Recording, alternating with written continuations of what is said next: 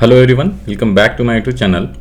और इस वीडियो में मैं जो है आपको जो ये सब्जेक्ट है फाइनेंशियल प्लानिंग, जिसका पेपर कोड जो है 324101104। तो ये जो पेपर है ये इंटरनल असेसमेंट है एमकॉम का। तो इसके जितने भी आंसर्स है ना, 30 क्वेश्चन है, 30 क्वेश्चन MCQ वाले।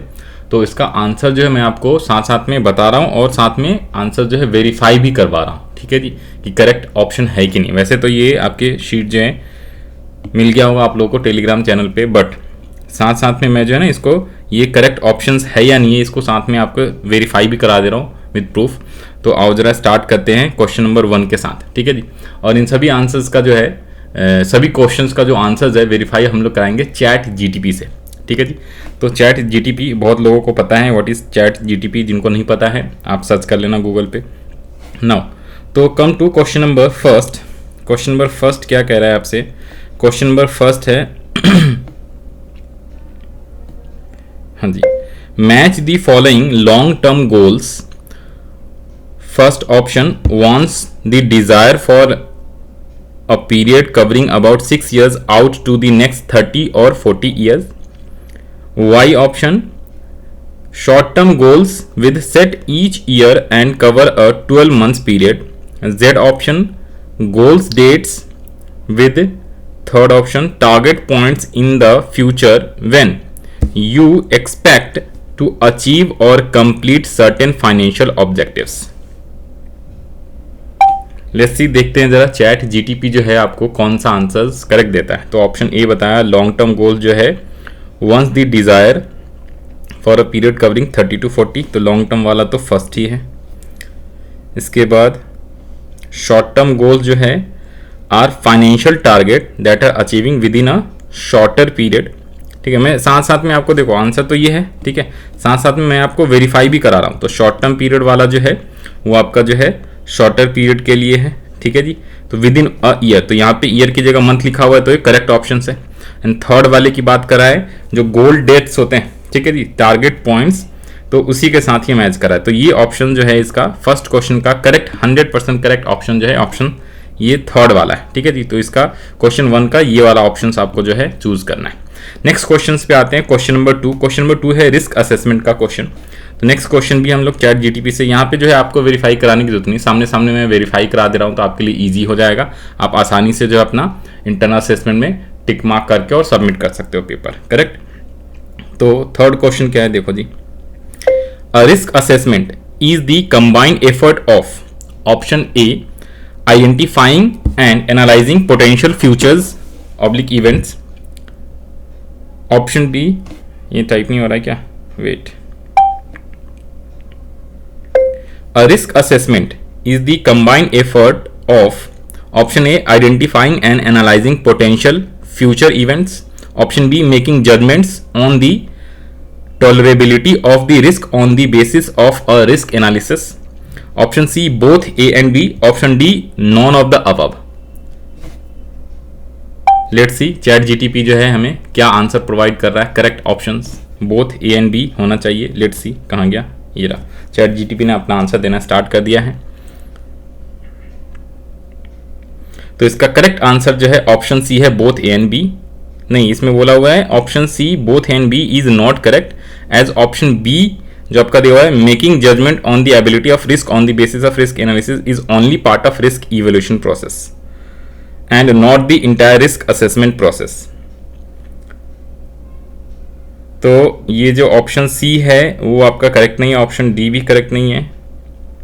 इसमें ऑप्शंस कौन सा है? ऑप्शन ए करेक्ट होगा। यहाँ पे ये जो आंसर है ये गलत है, इसका answer both A and B नहीं होना चाहिए, it should be what, first option. तो इसका आंसर जो है आप लोग फर्स्ट ऑप्शन लगाओगे ना कि बोथ, तो ये वाला आंसर आपका गलत हो जाएगा। जिन लोगों ने लगाया वो उनका गलत है, ऑप्शन ए लगाना। देखो भाई साथ में आपको वेरीफाई करा रहा हूँ इसलिए चैट जीटीपी से, तो ये ऑप्शन नहीं है। ओके, नेक्स्ट क्वेश्चन पे आते हैं हम लोग, क्वेश्चन नंबर 3 पे। क्वेश्चन नंबर 3 छोटा सा है, लेट्स सी क्वेश्चन 3 क्या है, इसका भी आंसर मैं वेरीफाई करा दे रहा हूं आपको। Financial planning includes option A retirement planning, option B tax planning, option C state planning, option D all of the above. इसका आंसर तो डी ही होगा। ठीक है जी, मैंने पहले बता दिया था क्योंकि ये करेक्ट ही है, इसका आंसर सही डी ही है, बट साथ में आपको वेरीफाई भी करा रहा हूँ। ये वेरीफाई कहाँ पे हो रहा है, देखो अभी आपको शो कर दे रहा हूँ जूम करके, कंप्लीट हो जाए तो यहाँ पे है ना, जैसे क्वेश्चंस का लिखा ना, तो ये रहा the correct answer is option D, all of the above, ठीक है, और ये पूरा एक्सप्लेनेशन देता है, तो आपको सिर्फ आंसर वेरीफाई कराना है। नेक्स्ट क्वेश्चन 4 पे आते हैं हम लोग। क्वेश्चन नंबर 4 क्या कह रहा है, क्वेश्चन नंबर 4 थोड़ा सा छोटा कर लिया जाए, okay. Dash is an evolution of an individual और organisations willingness to take risk and threats to which an organization is exposed. Option A risk taker, option B risk profile, option C promoter, option D return. Let's see chat GTP answer क्या देता है। Option B is the right answer, that is risk profile. पहली line में option दे रहा है, ठीक है। चैट जीटीपी भाई साहब, चैट जीटीपी जिन लोगों ने नाम नहीं सुना है, ठीक है, गूगल पे जाके सर्च करो, यूट्यूब पे चैट जीटीपी क्या है। आजकल चैट जीटीपी का जमाना आ गया है, समझ रहे हो बात को। तो ऑप्शन बी जो है करेक्ट आंसर। जिन लोगों को पता है, you know very well what is chat GTP, आप लोग एमकॉम में हो, ड्यू में पढ़ रहे हो, तो आपको पता होना चाहिए सारी चीजें। नाउ क्वेश्चन नंबर 5 पे आते हैं हम लोग। We are verifying question number 6।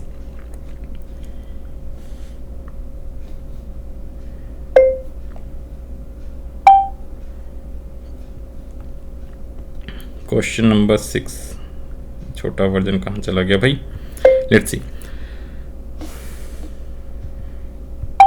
Match the following,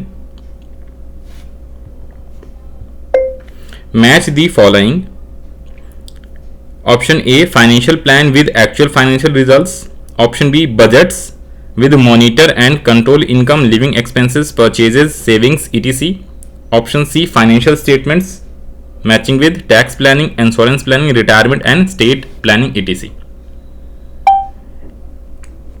let's see answer क्या दे रहा है चैट जीटीपी अपना। तो here is the correct option.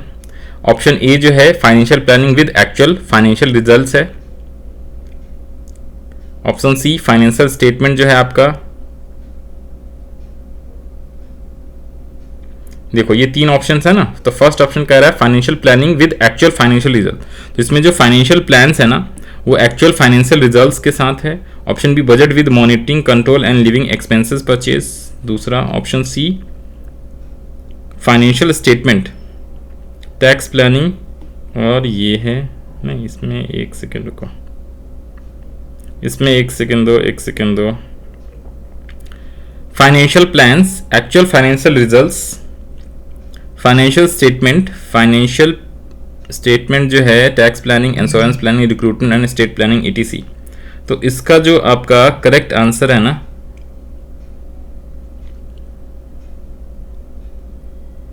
Okay, तो ये इसका भी आंसर होना चाहिए option D is the right answer. इसमें बताया हुआ है ऑप्शन ए जो है फाइनेंशियल प्लानिंग, इसका जो है ना ये सी नहीं होगा, इसका सी आंसर नहीं होगा, इसका डी होना चाहिए। Option A financial plan with actual financial result, तो भैया यही है। ऑप्शन बी जो है here are correct matches for the options given, तो बी जो है बजट विद मॉनिटरिंग, तो बी वाला भी सामने सामने। सी है financial statement. A financial plan is a comprehensive plan that outside the individual organization current, ये सारे एक्सप्लेनेशन दिया हुआ है, ठीक है, तो आप इसमें पढ़ के आप जो है वो भी डिटेल भी आप एनालिसिस कर सकते हो। बजट जो है likely component of financial planning, involve monitoring controlling, ये तो ये सही है। फाइनेंशियल स्टेटमेंट का मतलब क्या होता है, it is a summary of individual organization financial transaction that can be use to evaluate financial performance over the time, तो जिसके लिए फाइनेंशियल प्लानिंग, इंश्योरेंस, ये सारे, तो ऑप्शन डी इसके अंदर करेक्ट होगा, ऑप्शन सी जो नहीं है, ठीक है जी। तो जो इसमें पीडीएफ में ये ऑप्शन ये गलत है, ये आपका ऑप्शन डी होएगा इसमें। क्वेश्चन 5 सही से कर लेना आप लोग। नेक्स्ट क्वेश्चन है क्या, नेक्स्ट क्वेश्चन है आपका, अरे स्पीकर वाला ऑप्शन कहाँ चला गया भाई, minimize, maximize, emojis, potential settings, रुको स्पीकर वाले ऑप्शन ये रहा, हाँ जी। The payoffs for financial derivatives are linked to option A securities that will be issued in the future, option B the volatility of interest rates, option C previously issued securities, option D government regulations specifying allowable rates of return। इसको सही कर लो। यहाँ पे जो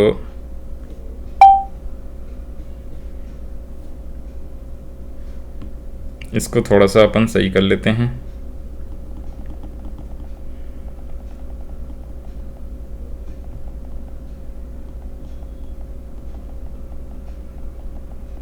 और फिर इससे answer पूछते हैं। लेट्स सी क्या आंसर दे रहा है क्वेश्चन 6 का। अच्छा, क्वेश्चन सीम्स इनकम्प्लीट बता रहे। ओहो, ऊपर में क्या डीपीपी लिखा गया। ओके, रुको भाई रुको, पूरा क्वेश्चन कॉपी कर लिया जाए। इसको पेस्ट कर देते हैं अपन।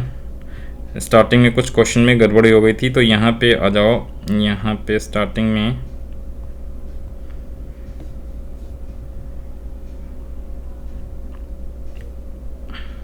हाँ जी, तो इसको हटा दो, हाइड कर दो। द पे ऑफ्स फॉर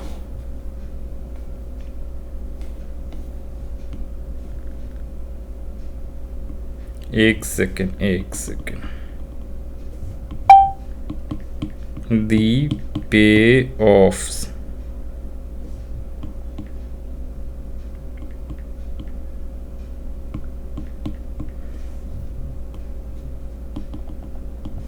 अब इसका आंसर चेक करते हैं। अब क्या आ रहा है, अब आएगा सही answer. Correct option is A, securities that will issued in the future. तो इसका भी ये वाला गलत आंसर है। इट शुड बी फर्स्ट वाला ऑप्शन जो है आपका करेक्ट होएगा। ठीक है, सारे मैं आंसर जो है 1 बाय 1 करके वेरीफाई करा रहा हूँ। ठीक है, क्योंकि इसमें कई सारे आंसर्स गलत है इस पीडीएफ में, तो प्लीज़ आप उसे बचने के लिए इसको ध्यान से करके जाना। ठीक है, तो ये वाला option C, option A is correct answer, option C इसमें गलत है। थोड़ा सा स्पीड बढ़ाते हैं हम लोग। टोटल 30 क्वेश्चन से अभी हम लोग 6 पे आ गए हैं। ठीक है, नेक्स्ट क्वेश्चन पे आ जाओ जी।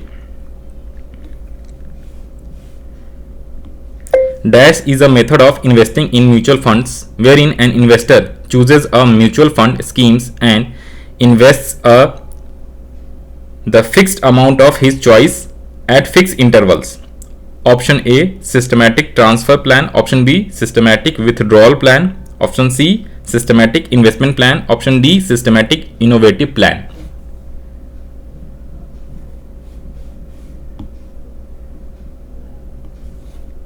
प्लान था। हाँ जी, लेट्स सी करेक्ट आंसर। सीधा पहली लाइन में दे दिया। करेक्ट आंसर जो है आपका ऑप्शन सी है, सिस्टमेटिक इन्वेस्टमेंट। तो ये वाला आंसर सही है। ठीक है जी, इसमें जो 7 का आंसर दिया हुआ है वही सही है, कोई दिक्कत वाली बात नहीं है। नेक्स्ट क्वेश्चन पे आ जाते हैं अपना। क्वेश्चन नंबर 8 पे हम लोग आते हैं जरा। क्वेश्चन 8 एक काम करते हैं ना, इसको यहाँ पे इस टाइप से कर देते हैं। चलो अब ठीक है, अब आपको दोनों साथ साथ दिखेगा। करेक्ट, हाँ जी। तो क्वेश्चन 8 पे आ जाओ जी। 8 पे क्वेश्चन 8 क्या कह रहा है आपसे।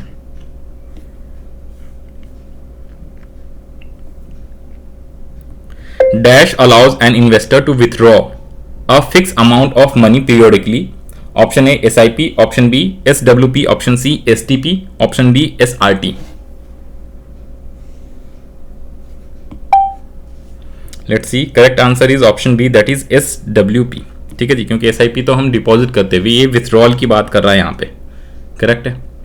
नेक्स्ट क्वेश्चन आ जाओ, क्वेश्चन नंबर 9। तो पहली लाइन में इसने ऑप्शन अपना बता दिया था। करेक्ट ऑप्शन इज डी, बाकी एक्सप्लेनेशन देता है वो, कोई दिक्कत वाली बात नहीं। स्टॉप कर दिया जाए। ओके, क्वेश्चन 9 पे आ जाओ।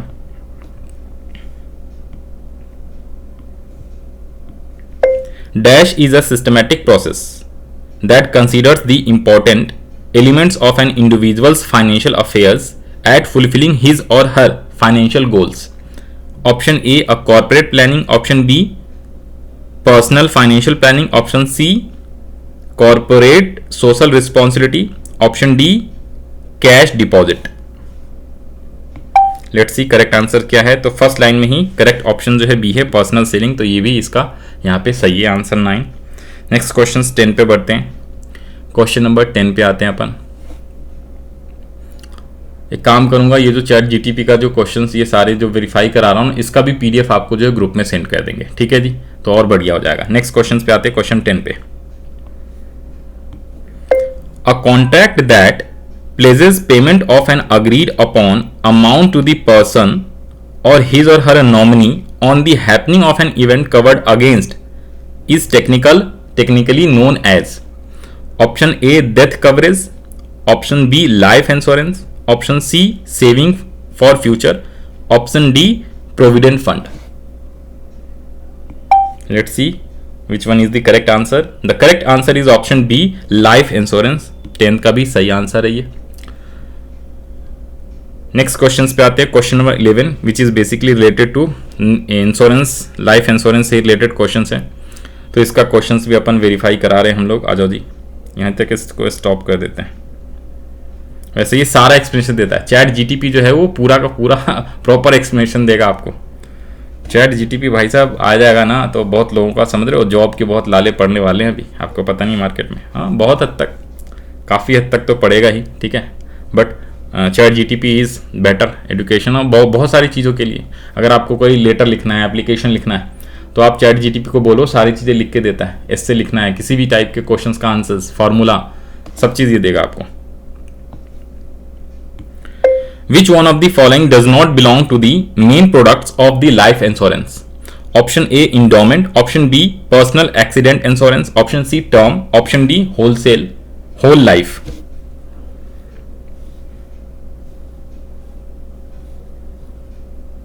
लेट्स सी क्वेश्चन 11 का. थोड़ा बहुत गलती भी होता है तो अपने आप चैट जीटीपी पकड़ लेता है. ठीक है, तो यहां पे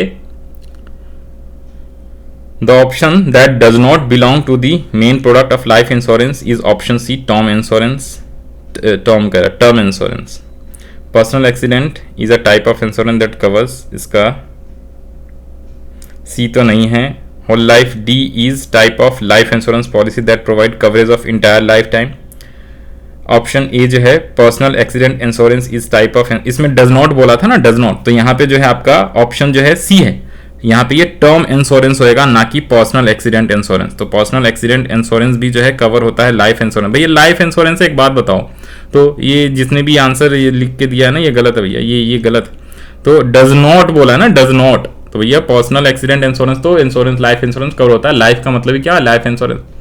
तो इसलिए इसका करेक्ट आंसर जो है it should B term insurance. इसका आंसर जो है करेक्ट आप लगा लेना, कौन सा, टर्म इंश्योरेंस वाला होएगा. ये पर्सनल जो है वो गलत दिया हुआ है, तो क्वेश्चन 11 का गलत है. नेक्स्ट क्वेश्चन 12 पे आते हैं quickly. Financial planning is a, option A dynamic process, option B static process, option C static and dynamic process, option D none of the above. Let's see chat GTP क्या answer देता है. Correct option is A dynamic. तो ये वाला तो सही है, 12 का ए सही है.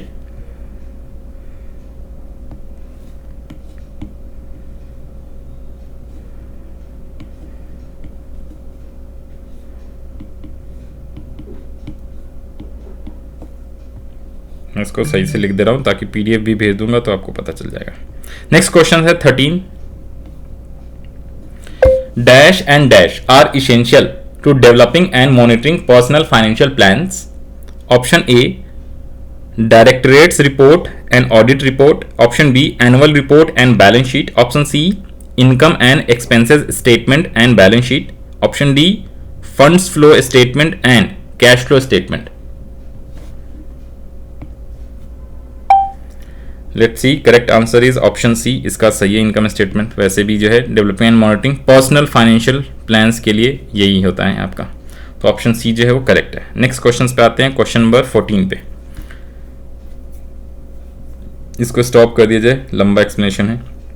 नेक्स्ट पे आ जाओ भाई. नेक्स्ट पे डैश में be affected by psychological, ideological, religious or otherwise subjective factors which impact rationality of the process. Option A systematic risk assessment, option B individual risk assessment, option C simple risk assessment, option D all of the above. इसका correct answer है option B. यहाँ पे भी option B में टिक लगा हुआ है तो ये भी सही है. नेक्स्ट बढ़ते हैं हम लोग क्वेश्चन 15 पे. There are 15 questions still remaining. तो पहले ये कर लें, फिर उसके बाद इसको जो है स्टॉप कर दिया जाए. In dash STP investor transfer the profit from one fund and invest in other. Option A flexi, option B capital appreciation, option C fixed, option D NET.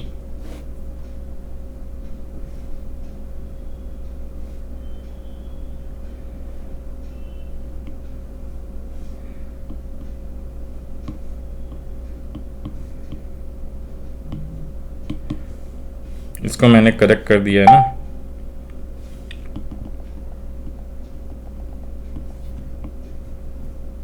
अब देखते हैं क्या सही आंसर आता है। I am sorry the statement you provided is unclear. Okay, दोबारा से पूछते हैं।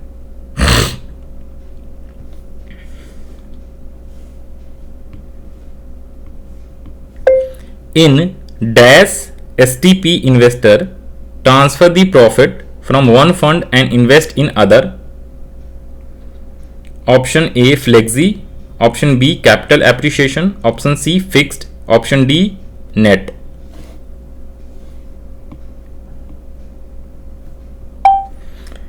अब तो दे दे। हाँ, correct answer is systematic transfer plan, not SSTP and STP. An investor can transfer profits and gains earned from one mutual fund schemes to another mutual fund schemes of choice. They usually done their portfolio advantage investor opportunity fund. The frequency of the amount fixed and flexible depending on the investor's preference. तो इसमें capital appreciation options नहीं है, it should B fix. यहाँ पे नीचे में answer दिया हुआ है लास्ट में, option C could potentially prefer to the flexible और फिक्स। तो फिक्स भी होता है, फ्लेक्सिबल भी होता है, बट ऑप्शन सी जो है फिक्स। तो ये आंसर आपका गलत है भाई, 15 का सही कर लेना, करेक्ट कर लेना। क्वेश्चन 16 पे आते हैं quickly. In pension plans for employees the specific account through which the funds are remained non taxable until the employee retires are classified as option A visiting account, option B profitability account, option C non retirement account, option D individual retirement account। यहाँ पे ना ये visiting नहीं wasting होता है ना, तो इसको जरा सही कर लो भाई, वेस्टिंग।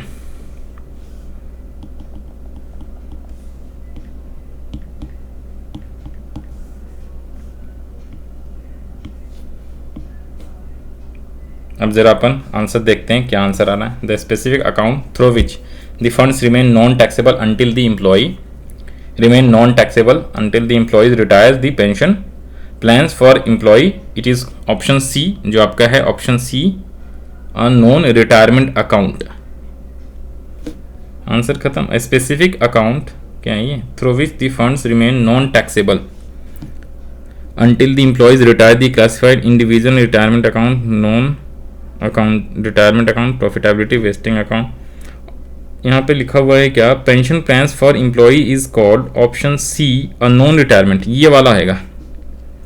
ठीक है जी, यहाँ पे इंडिविजुअल रिटायरमेंट का ये गलत बताया, तो आपका इसमें भी करेक्ट कर लेना। 17 क्वेश्चंस में आ जाओ। When a company raises money from public for the first time it is known as option A private placement, option B initial public offer, option C further public offer, option D green shoe option. ये green shoe जो है एक model होता है, ये भी आपको पढ़ना होता है फाइनेंशियल प्लानिंग में, आई गेस ये डेरिवेटिव वाले चैप्टर्स में होता है। तो इसका जो ऑप्शन है, option B is initial public. Company जो है पब्लिक से जो मनी मंगाती है फर्स्ट टाइम, तो उसे इनिशियल पब्लिक ऑफर बोलते हैं। और सेकेंड टाइम जो होता है बेसिकली स्टॉक मार्केट में सेल परचेज जो होता है ना, वो होता है सेकेंडरी मार्केट के अंदर। ठीक है जी, तो आइए जरा नेक्स्ट क्वेश्चन पे आते हैं अपन।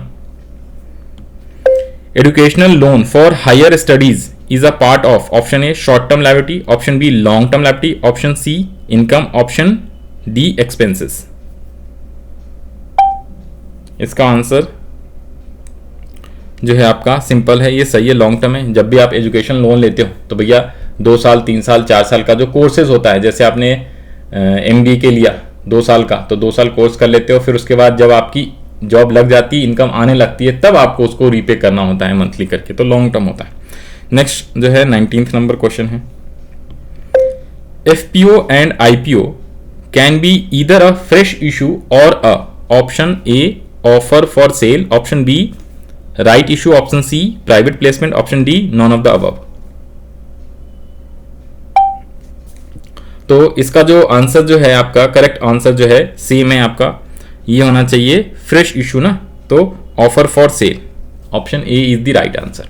नेक्स्ट क्वेश्चन पे आते हैं अपन, question number 20।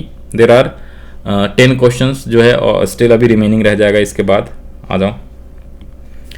Which legal document that lays out the fate of an individual's property after his or her death, option A will, option B registry, option C POA, option D submission. Let's see what will be the correct answer. Legal document that leaves out fate of an individual's property after his or her death or will.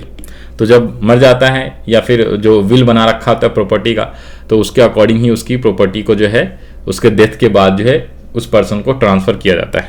Will simple word में हिंदी में उसको वसीयत कहते हैं भाई. The pension plan in which the benefits of pension is paid in by both party involves such as employers and employees is classified as option A non-discriminatory plan, option B discriminatory plan, option C contributory plan, option D non-contributory plan. Let's see what will be the answer.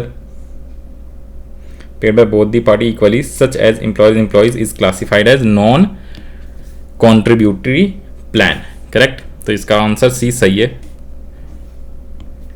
Dash is an arrangement of financial activities in such a way that maximum tax benefit is employed so as to minimize the tax liabilities. Option A tax planning, option B tax evasion, option C tax avoidance, option D none of the above.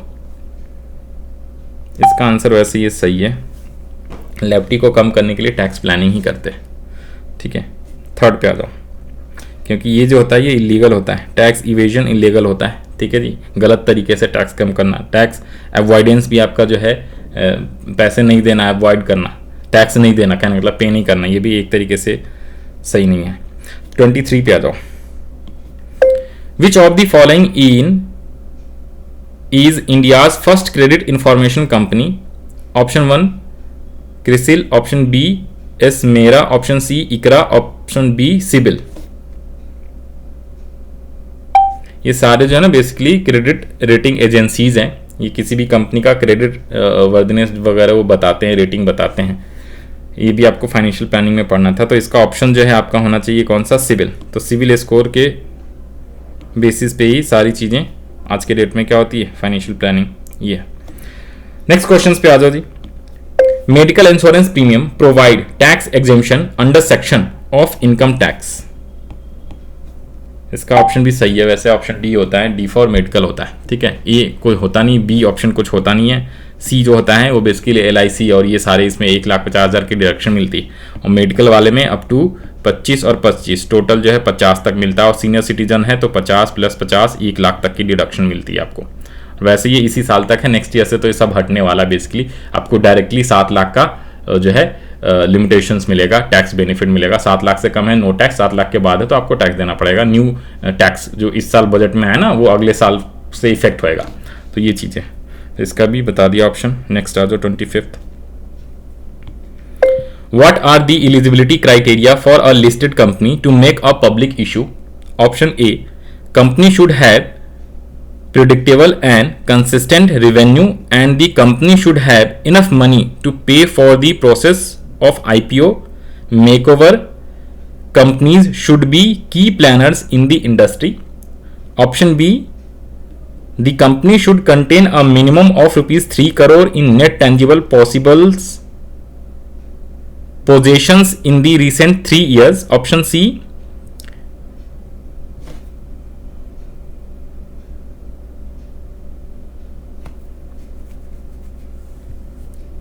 the company continuous growth is not required. ये option C में ये यहाँ पे क्या लिखा था पता नहीं. Let's see. तो इसका जो अच्छा एक बोथ ए एंड बी भी था भाई. शिट, कोई बात नहीं. तो इसमें यहाँ पे लिखा हुआ आ जाएगा, कोई दिक्कत वाली बात नहीं है.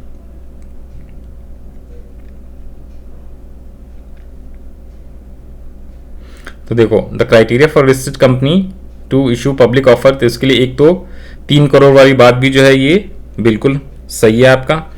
पहला वाला भी ऑप्शंस एकदम सही बोला है. और ऑप्शन सी जो है the companies growth is not required. तो सी ऑप्शंस कोई ज़रूरी नहीं है, बट सॉरी यहाँ पे कहाँ गया, ए कंपलसरी होना चाहिए, बी भी जरूरी होता है, सी ऑप्शन कोई जरूरी नहीं है कि भाई कंटिन्यूस ग्रोथ हो या ना हो तो भी पब्लिक ऑफर कर सकती है. तो इसका correct answer both A and B होएगा. ठीक है जी. तो एक तो 3 करोड़ की जरूरत पड़ती है मिनिमम जो है इसके नेट टेंजिबल पोजेशंस इन दी रिसेंट 3 ईयर्स में 3 करोड़ होना चाहिए और साथ में ये सारी चीज़ें होनी चाहिए. नेक्स्ट क्वेश्चन पे बढ़ते हैं हम लोग. 26 एस्मेरा has been registered under which of the following acts? Option A, Securities and Exchange Board of India Act 1992. Option B, Reserve Bank of India Act 1934. Option C, Banking Regulation Act 1949. Option D, Securities and Exchange Board of India Credit Rating Agencies Regulations 1999. तो इसका भी answer जो है आपका कहाँ गया? तो इसका भी आपका जो आंसर है वो क्या होगा? तो यहाँ पे ध्यान देना, securities board and exchange board of India 1992। तो यहाँ पे आपको करेक्ट आंसर ए लगाना है, ये वाला नहीं लगाना है। इसमें जो ये वाला आंसर ये करेक्ट है। देखो इसमें जो कई बार जो है ना यहाँ पे क्रेडिट रेटिंग एजेंसी करके रूल लिखा हुआ ना, तो जरूरी नहीं इसमें, ये 1992 में ही, ठीक है जी।